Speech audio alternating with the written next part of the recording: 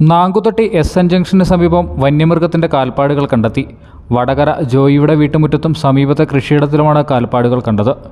Idukki live വാർത്തകൾ നിങ്ങൾക്കായി അവതരിപ്പിക്കുന്നത് നീതി paper mart and office stationery store, T B junction, Kattappana. കഴിഞ്ഞ രാത്രി 2 മണിയോടെ വടകര ജോയിയുടെ വീട്ടുമുറ്റത്ത് കാൽപ്പെരുമാറ്റം കേട്ടിരുന്നു. എന്നാൽ ഇവർ കാര്യമായി എടുത്തില്ല. ഇന്ന് രാവിലെ സമീപത്തെ സ്ഥല ഉടമയായ ജിജി കൃഷിയിടത്തിൽ വന്യമൃഗത്തിൻ്റെതിന് സമാനമായ കാൽപ്പാടുകൾ കണ്ടെത്തുകയായിരുന്നു. തുടർന്ന് നടത്തിയ അന്വേഷണത്തിൽ സമീപത്തെ റോഡിലും ജോയിയുടെ വീട്ടുമുറ്റത്തും കാൽപ്പാടുകൾ കണ്ടെത്തി. ഇന്നലെ രാത്രി ഒരു 2 മണി നേരത്ത് മുറ്റത്തൂടെ പട്ടി നടക്കുന്ന പോലെ ഒരു സൗണ്ട് കേട്ടു.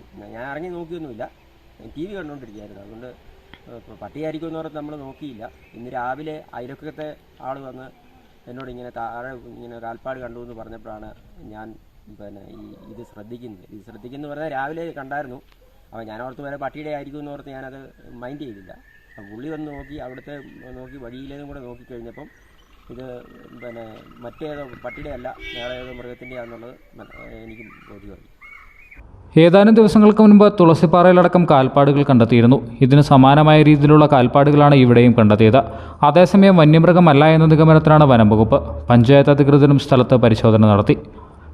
Idukki live news, Kattappana. എൻ്റെ ഫ്രണ്ട് നീനുവാണ് കട്ടപ്പനയിലെ നീതി